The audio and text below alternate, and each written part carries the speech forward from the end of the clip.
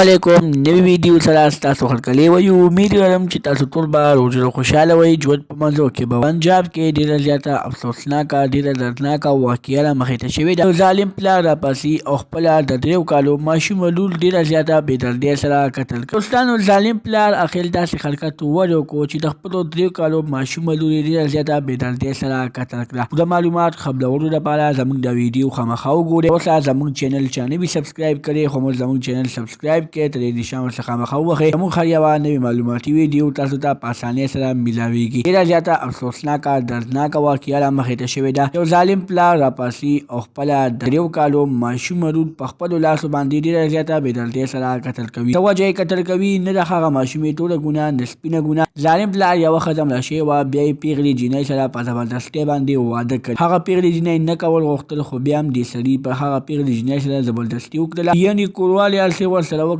او دغه 3 کالو ماشومه ترېنه پیدا شوله. چې کله د ماشومه غټېده د 3 کالو ته ورسېده نو دې په خپلې ښځې باندې ډېر زیات ظلمونه شروع کړل. بیا په دغه ظلمونو کې ښځې په پولیس باندې راپورټ وکړو او خاوند یې پولیسو ګیر کړو.